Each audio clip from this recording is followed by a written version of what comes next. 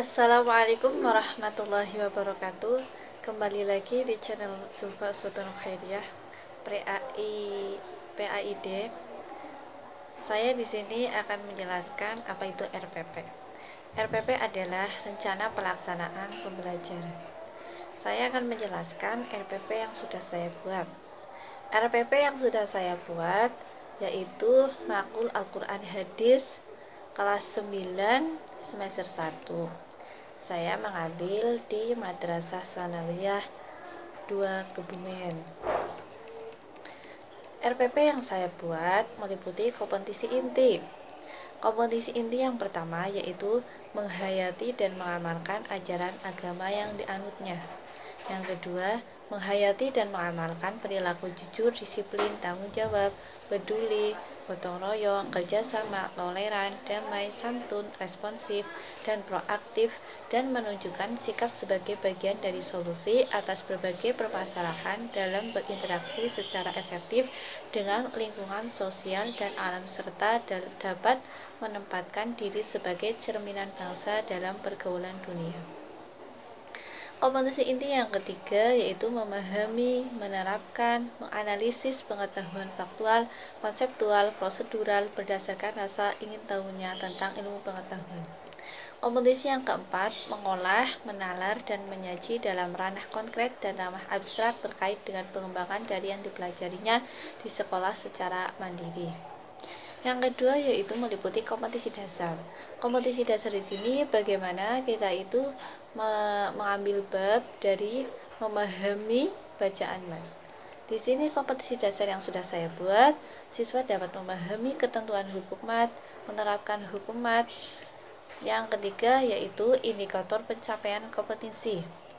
Siswa dapat menjelaskan pengertian hukum bacaan mat, menjelaskan ciri-ciri hukum mat, mendeskripsikan cara membunyikan hukum bacaan mat, mengidentifikasi hukum bacaan mat, menyimpulkan cara membaca bacaan mat, mempraktikkan bacaan mat. Yang keempat, ada tujuan pembelajaran. Tujuan pembelajaran di sini setelah mengamati, menanya, mengeksplorasi, mengausasi, dan mengkomunikasikan, peserta didik diharapkan mampu menjelaskan ketentuan-ketentuan mat melalui metode talking agar bacaan Al-Quran menjadi baik dan benar.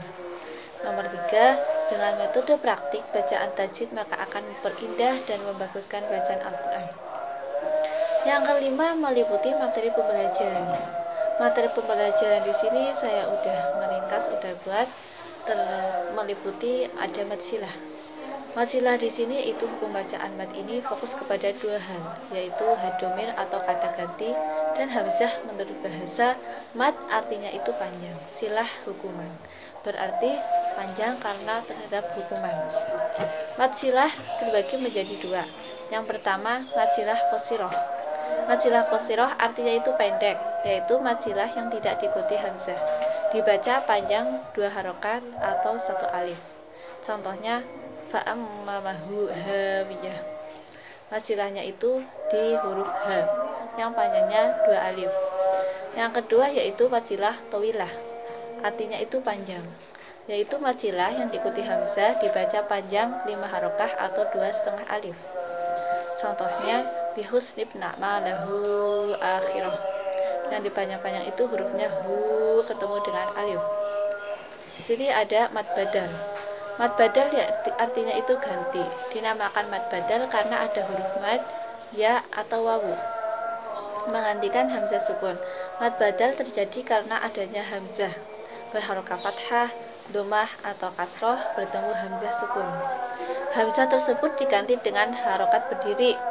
Cara membacanya dipanjangkan 2 harokat atau 1 alif. Contohnya afalahum rahlata syita'i. Syita'i bertemu dengan hamzah, tanya dibaca panjang. Yang ketiga ada mat tamkin. Mat tamkin artinya penetapan, pemantapan, atau penguatan. Mat tamkin adalah bacaan mat yang terjadi karena adanya ya sukun, didahului ya bertasydid dan berkasroh. Cara membacanya dengan menetapkan, memantapkan bunyi yang bertasydid dengan ditekan dan ditahan. Contohnya kalla inna kitabal abrari lafi illiyin. Tamkinnya di kata mailin, itu caranya itu ditekan. Yang keempat, selanjutnya saya di sini akan menjelaskan apa itu mad farqi. Mad farqi menurut bahasa yaitu pembeda. Maksudnya bacaan mad ini digunakan untuk membedakan antara kalimat tanya dan kalimat tidak tanya. Kalimat tanya itu kalimat yang dibaca panjang, sedangkan kalimat tidak tanya itu dibaca pendek. Selanjutnya saya di sini akan menjelaskan tentang metode pembelajaran.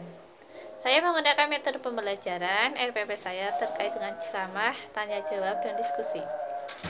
Yang kedua, model pembelajaran. Model pembelajaran yang saya buat ada dua, talking dan membaca. Artinya berbicara dan membaca. Yang ketiga yaitu ada media, alat, dan sumber belajar. Media teks yang terkait dengan tentang ketentuan hukum fadilah, mad tamkin, dan mad farqi. Yang kedua yaitu ada alat. Alatnya itu apa aja? Al-Quran, kitab-kitab yang menjelaskan hukum mad. Yang keempat, sumber belajar. Sumber belajar saya mengambil dari Dr. Andes Haji Abdullah Rafiq MPD Ahmad Azhar SAG Al-Quran Hadis Jakarta Direktorat Pendidikan Madrasah 2016. Langkah-langkah kegiatan pembelajaran ada pendahuluan, ada kegiatan inti, ada apa lagi ya? Ada kegiatan inti, ada penutup. Yang terakhir ada penilaian hasil belajar. Di sini cara agar kita bisa mengetahui nilai hasil belajar, kita buat soal. Contoh soal yang saya sudah buat, jelaskan apa itu mad farqi, mad badal, mad tamkin, dan mad silah. Yang kedua, sebutkan contoh mad farqi, mad badal, mad tamkin, dan mad silah. Yang ketiga, bagaimana terjadinya hukum mad badal, mad tamkin, dan mad silah, serta mad farqi. Pedoman penilaian, saya menggunakan skor maksimal 5 kali 1 option, yaitu 5. Nilai skor perolehan dibagi skor maksimal kali 4. Kriteria penilaian sangat bagus yaitu A, baik yaitu B, kurang baik yaitu C, tidak baik yaitu D. Kebumen 16 September 2020. Sekian yang bisa saya sampaikan, semoga bermanfaat. Ketika ada kesalahan, saya mohon maaf yang setulus-tulusnya. Wabillahi taufiq wal hidayah. Wassalamualaikum warahmatullahi wabarakatuh. Terima kasih.